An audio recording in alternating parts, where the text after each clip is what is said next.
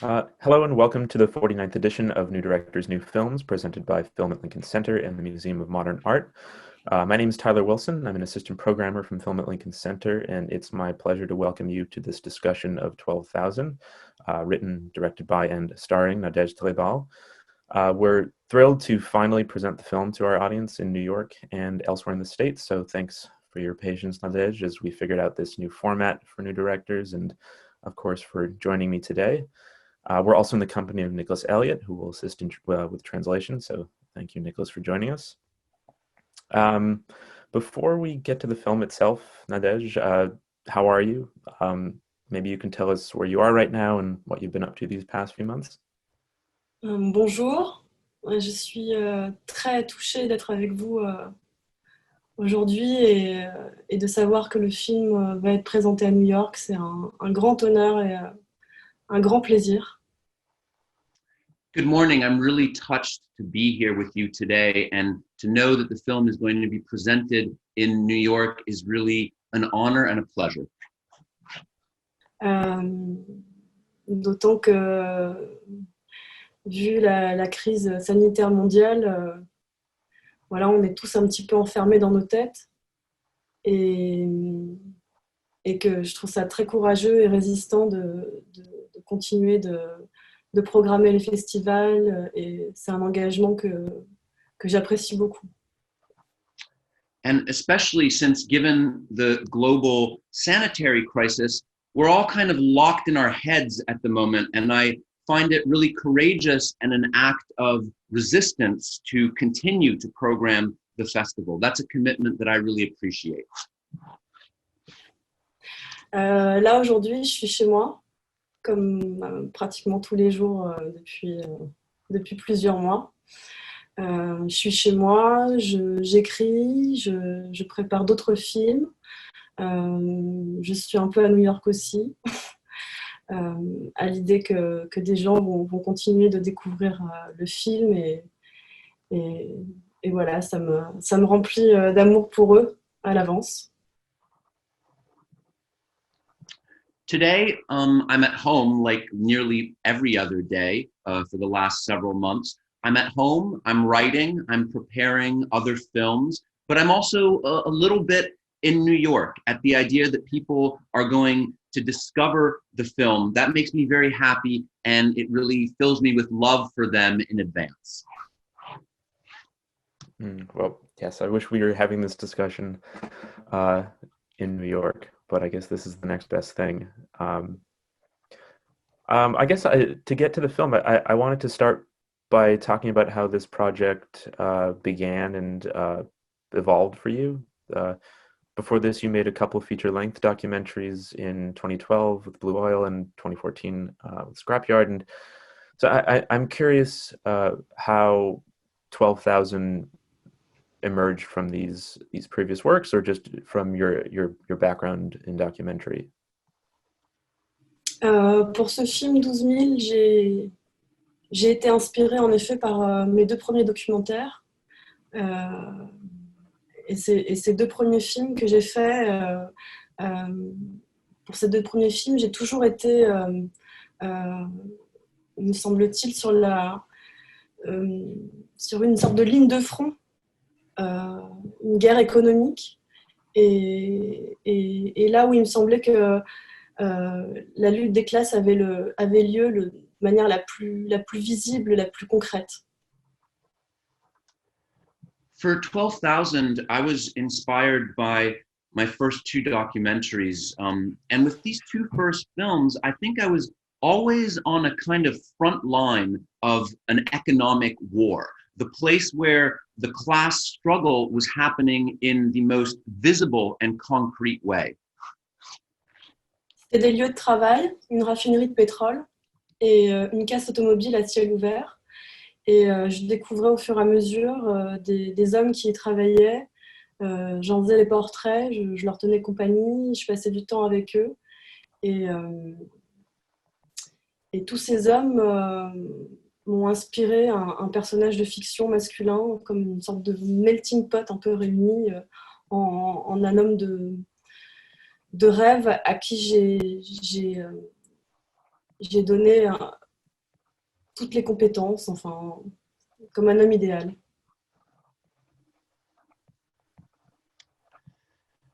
These were the documentaries were shot in places of work, an oil refinery and an open air junkyard. And in these places, I discovered the men working there, and I tried to make portraits of them. I spent time with them, and all these men inspired me to create a fictional man, a kind of melting pot of all these men who would be a dream man, a man who had every competency, every ability, in a sense, an ideal man.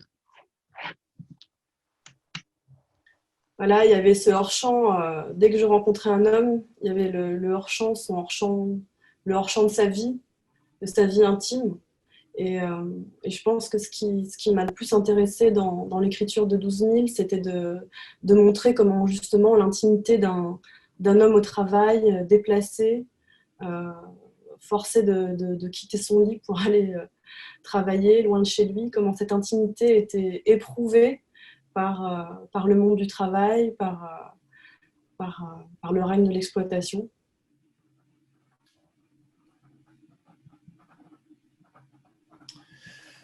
So whenever I would meet one of these men, there would always be off camera his life, and particularly his private life, his intimacy. So when I was writing 12,000, I was particularly interested in the private lives, the intimacy of these men who are displaced to go to work, and in how that intimacy, that private part of their lives, is challenged and tested by the world of work and by exploitation.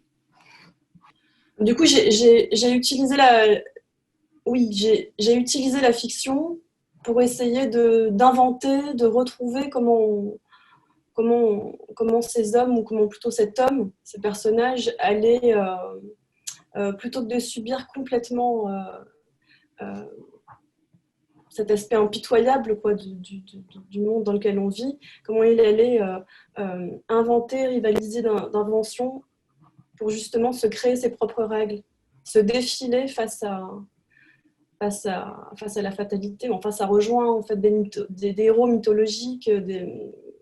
J'avais vraiment Ulysse en ligne de mire. So I used fiction to try to invent, to find a way that these men, or rather this man, this character, would, rather than be totally subjected to the pitiless world that we live in, would invent his own rules, would find his own way to get away from fatality. And in that sense, he's nearly like a mythical hero. I was really thinking a lot about Ulysses in this. Ulysse est convoqué à la guerre, il est envoyé à la guerre, et il est bien connu pour trouver tout un tas d'arrangements, de ruses, pour faire de sa mission quelque chose qui le fasse vivre aussi, quoi, jusqu'à reporter son retour indéfiniment. Ulysses is called to war, and it's well known that he finds all these tricks, all these different ways to turn his mission into something that allows him to live, including if that means delaying his return to extreme lengths. Yeah, I certainly thought of this film as a kind of modern update on the Odyssey, and though I think you spin it in a really different and interesting way with the character of Frank, because in many ways he is really ambitious and has a survival instinct, but he's also quite passive at times, and I think it's very evident that he does have desires that he wants to lean into that would, I think, really jeopardize his relationship and this pact that he has with Marussia, but they're always inevitably cut short by the women he encounters. You do touch on how Frank sort of was born out of this amalgamation of many different men that you encountered while making these documentaries, and I'm a bit curious to know more about how the premise itself emerged with this film. This $12,000 pact between Frank and Marussia. The number ends up having symbolic meaning. It speaks to financial labor and the emotional inequality, and how even this very subtle wealth disparity can tip the scales in a relationship. And I just wonder if this pact and this premise behind the film emerged when you were writing the love story element. Mais j'ai l'impression que je suis toujours un peu intéressée entre la démesure des gens et leur passivité. Et que du coup, le contrat me permet de leur faire échanger, de leur faire créer un autre langage. Et le langage devient celui du serment, celui de la preuve. Et pour moi, 12 000, c'est en chiffres les lettres du serment qu'ils se font.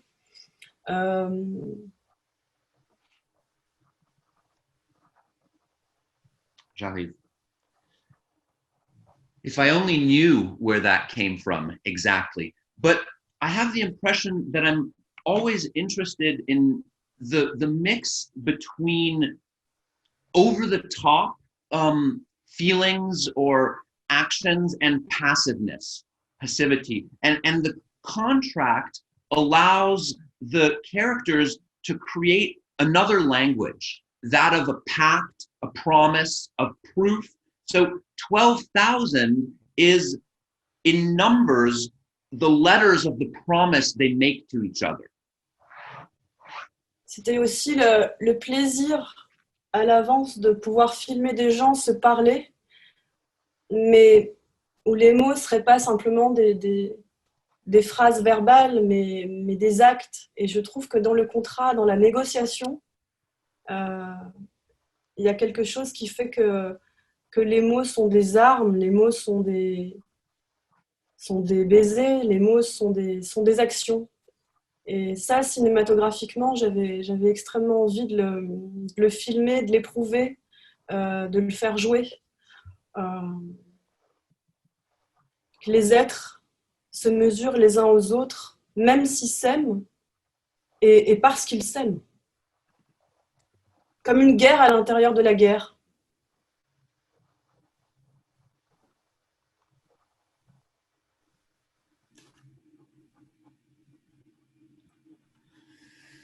There was also the pleasure ahead of time for me of the idea of filming people talking with words that weren't just verbal phrases, but that were acts. I think the contract, the negotiation, allows me to have words that are like weapons, like kisses, like actions. From a cinematic point of view, it gave me the opportunity to film people who were doing that, who were, in a sense, measuring themselves against each other, whether or not they loved each other, because they loved each other. In a sense, it was like a war inside of a war. Moi, je serais passionnée par filmer une négociation salariale, par exemple. Et peut-être que ce ne serait pas si différent que de filmer une chorégraphie. Parce que la façon dont on avance ses pions, même comme aux échecs, c'est des postures, c'est des distances qu'on prend par rapport à soi-même, par rapport aux autres. Est-ce qu'on décide de se frôler? Est-ce qu'on se rentre dedans? Et je trouve qu'il n'y a rien de tel que la littérature d'une négociation pour s'incarner les uns par rapport aux autres, dans la vie comme dans une scène de cinéma. I would love to film, for instance, a salary negotiation. And I think that maybe I would find that would not be so different from a choreography.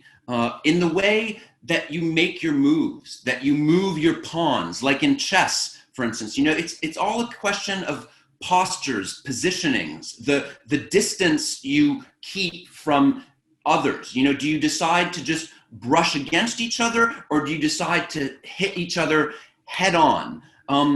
There's nothing like the literature of negotiation to embody each other and in relation to each other. I think that's true both in life and in a film scene. I really do want to hear more about the way you thought about choreography for this film, because I think you're doing really interesting things with movement. And I guess maybe one way to get to that would be to talk about the tone of the film more broadly at first. I think it's one of the most striking and thought-provoking aspects of the film, at least for me, at least. It's because it's difficult to call your film any one kind of film. It's a love story. It's a social film. There are elements of slapstick and dance and mythology.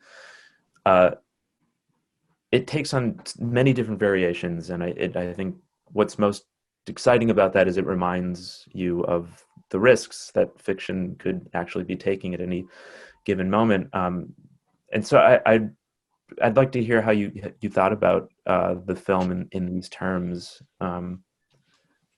whether you actually thought about it consciously as a film that is pushing against many different categorizations at once, or as a film that is embracing many at the same time.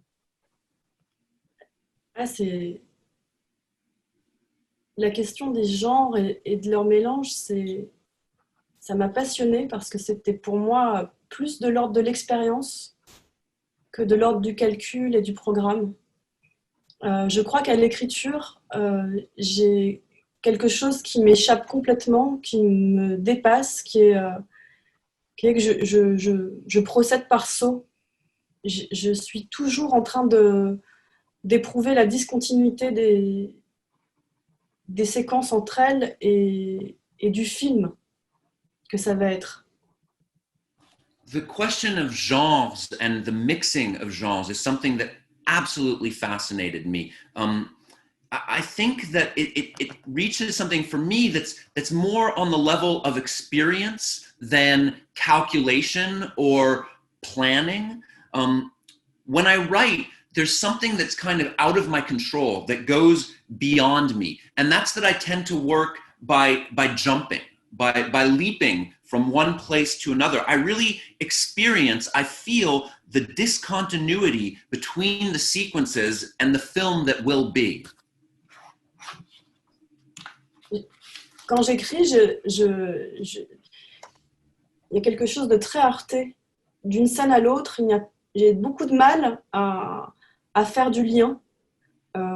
Ça peut être des ellipses, un changement de situation, un revers de fortune ou une volte-face, et ça me vient comme ça. Et du coup, sur le tournage, je pense que je me suis rendue disponible à ces sautes qui ne m'apparaissaient pas tout de suite. C'est plutôt autour de moi les lecteurs qui me disaient que ça manquait de lien, que c'était pas fluide. Et je crois que sur le tournage, j'ai cultivé cette discontinuité.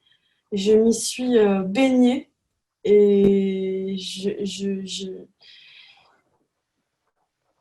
ça a donné par expérience, sans l'avoir véritablement tout à fait décidé bien en amont, ça a donné des styles différents, une façon de prendre des biais par rapport au réel,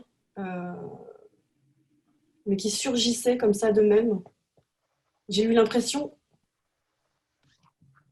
plus d'improviser ça en me laissant porter par ces sautes que de me dire « Ah, je vais passer d'un genre à l'autre ».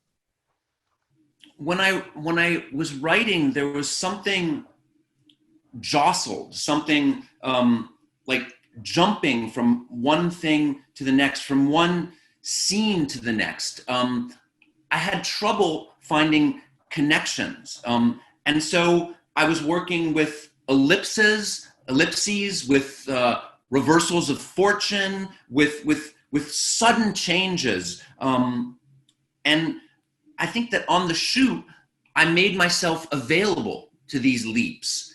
It's not something that was really clear to me ahead of time. It's the people who read the screenplay that brought it to my attention by saying, oh, this is not very fluid. And so I think that on the shoot, I cultivated this discontinuity. I immersed myself in it. And that through experimentation, without deciding ahead of time, it resulted in these different styles, this way of approaching reality from odd angles, from the side. And these odd angles appeared by themselves. I have the impression that I improvised, that I let myself be carried by these leaps rather than deciding ahead of time that I would move from one genre to another. Mais dans ce sens, je crois que j'ai été très fidèle à l'expérience que j'ai vécue en documentaire. Et je pense avoir été finalement comme une interprète de ce que j'ai ressenti en rencontrant tous ces intérimaires, ces travailleurs précaires, ce qu'on appelle la mobilité forcée, qui s'en prennent plein la tête un jour et puis 2 heures plus tard, on ne les reverra plus, qui sont sans arrêt ballottés d'un endroit à un autre, d'un travail à un autre. Je pense qu'au fond, j'étais en train de décanter, de digérer, de recracher cette violence à ma manière. De transmettre quoi,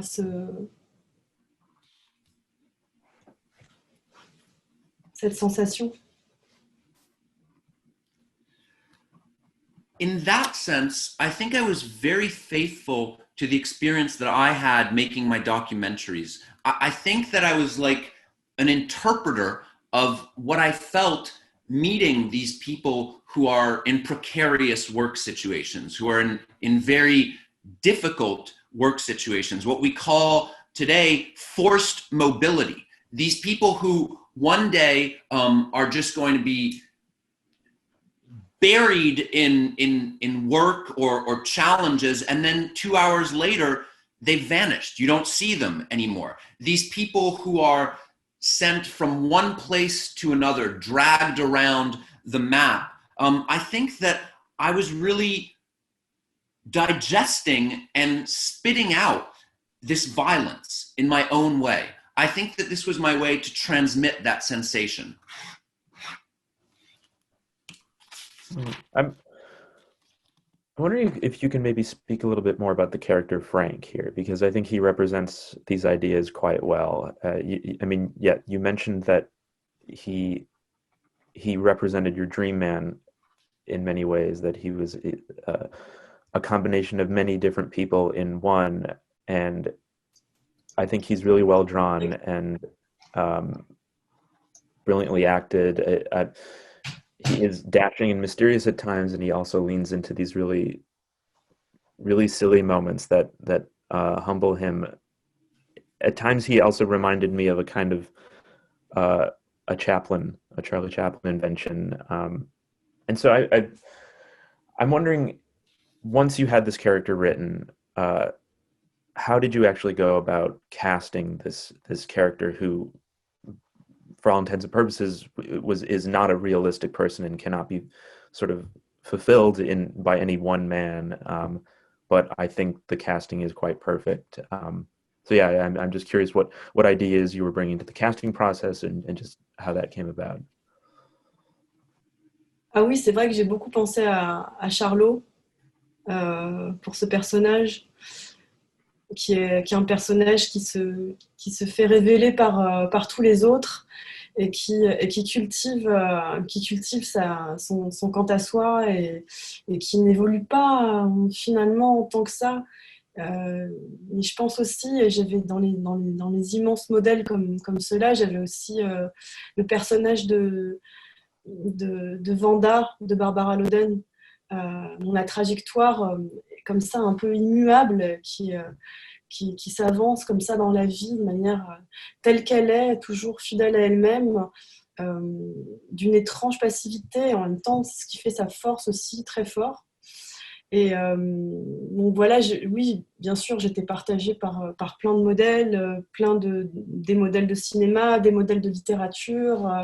J'avais des modèles d'hommes autour de moi et c'était sûr que d'une certaine manière, ça allait être éprouvant d'aller chercher la personne qui allait l'incarner. Mais en fait, Je traduis, pardon. Je vais ouais, traduire. pardon. Sinon, je vais me perdre. Ouais. It's true. I did think a lot about Charlie Chaplin. This character who's revealed by everyone else, and who doesn't really evolve that much. And in terms of huge models like that, there was also Barbara Loden's Wanda. You know, this unchanging person who's kind of moving through her life, always faithful to herself, strangely passive, but that's also her strength. So yeah, I had a lot of models. In literature, there are also men around me. And so it was very clear that it was going to be very difficult to find someone to embody this character. Ouais, ça fait peur de pas le trouver, ou de le trouver.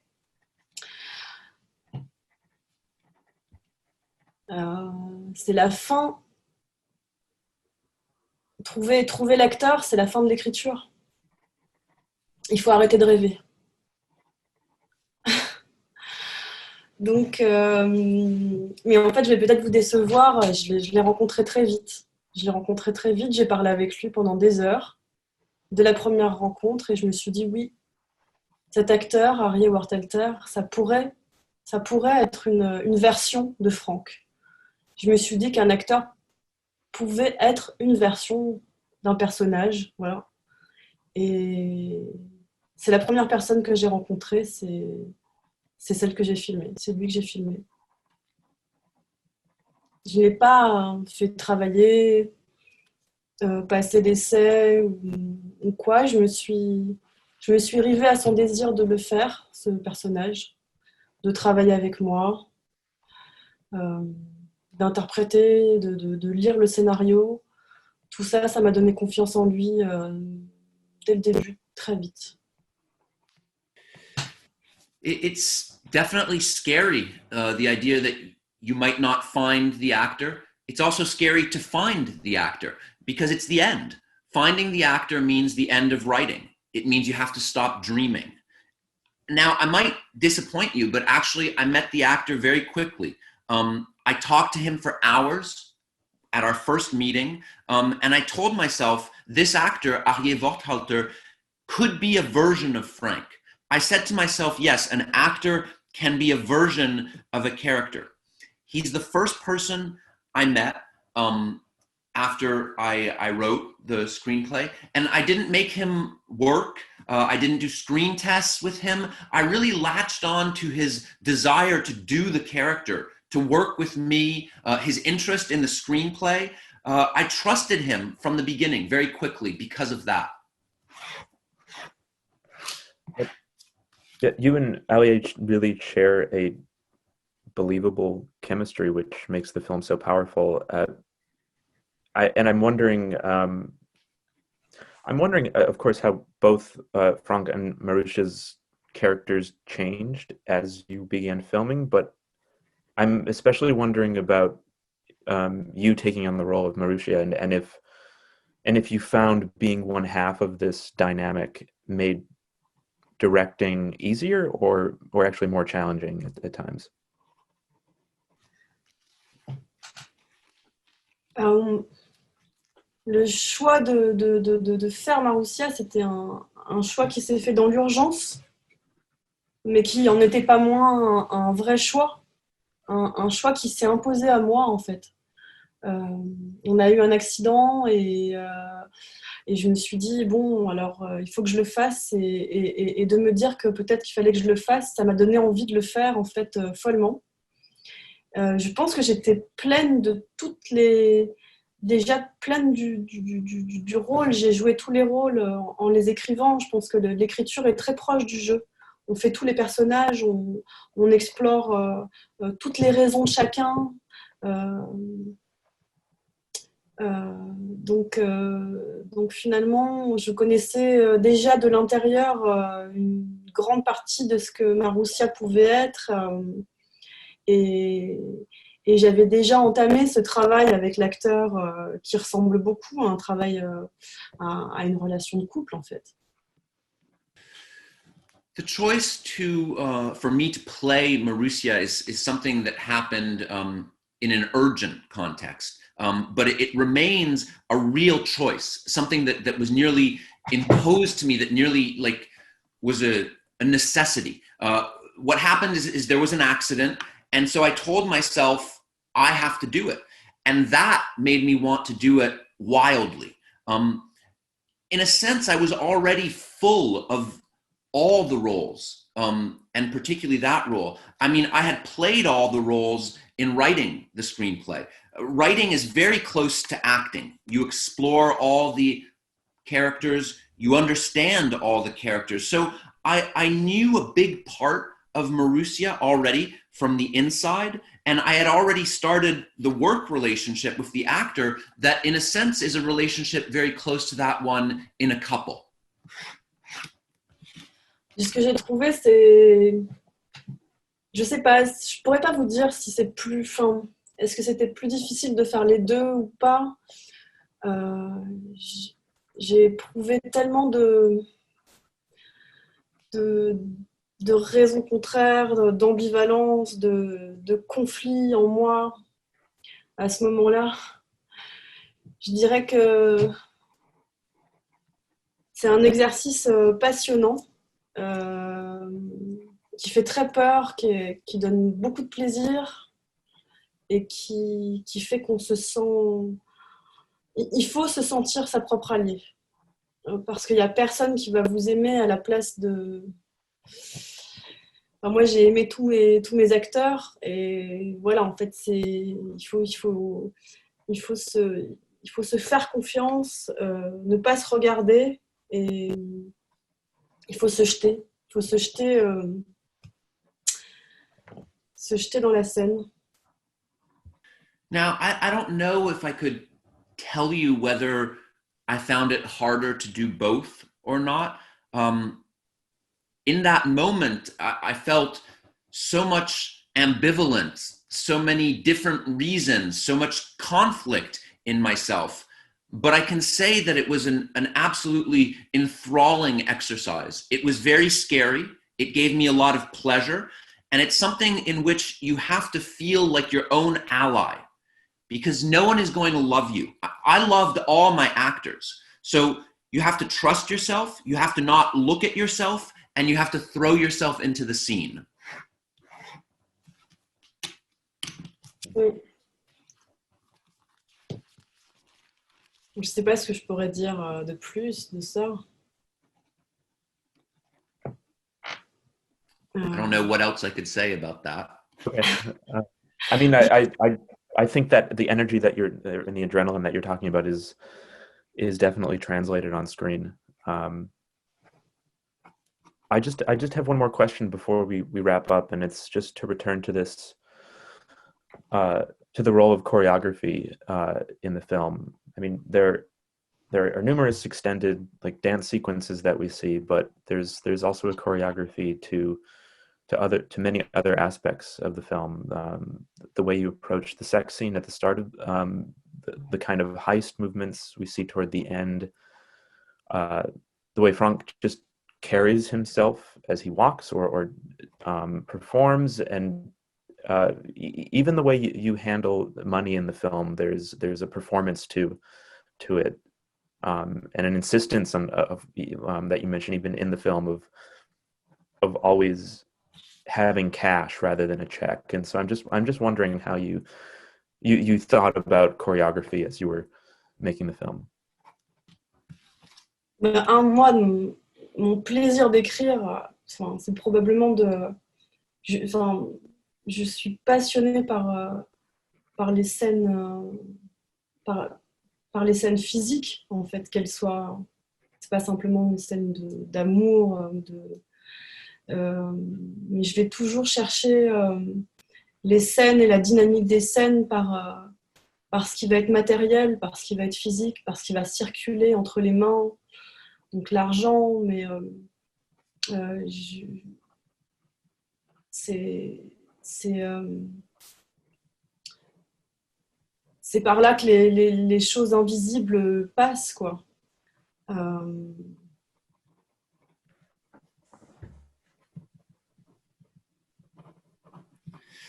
Well, my pleasure in writing is really linked to the fact that I'm fascinated with physical scenes, not just love scenes, but I always go looking for scenes and dynamics that are material, physical, where things, I go looking for the things that circulate through hands, like money. That's where the invisible things pass through.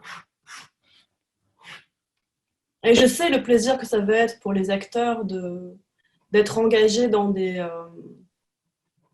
scènes où le corps a sa part, évidemment. C'est aussi des contraintes. Pour rien au monde, je laisserais aux acteurs le choix d'écrire par exemple les scènes physiques qu'ils ont entre eux. Enfin, c'est-à-dire que je pense qu'ils ont en dernière instance la liberté d'improviser et de tordre et de retrouver leur liberté à travers ce cadre. Mais justement, moi, mon plaisir, c'est d'apporter des contraintes, des règles et de voir les acteurs les incarner, s'en dépêtrer, les enfreindre. Et voilà, ça passe par les agencements que les corps ont entre eux, par rapport à des lieux.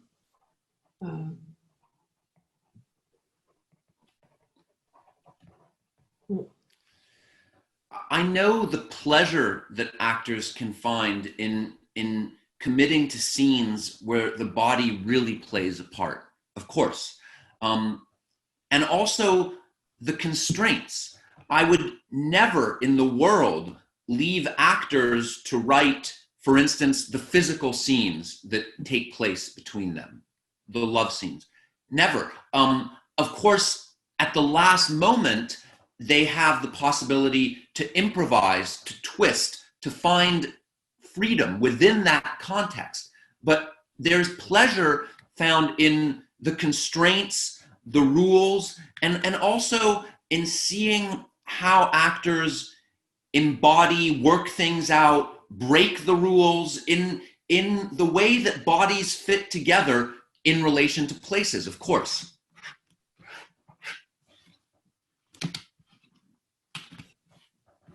Well, Nadej, I think that's all the time we have. Thank you so much for joining me today and for sharing your film with us. We're really thrilled to finally be able to show it. So thanks again. And Nicholas, thank you again for being an incredible translator. My pleasure. Merci beaucoup. Merci beaucoup. Thank you, Nadej says. That much I know. Okay.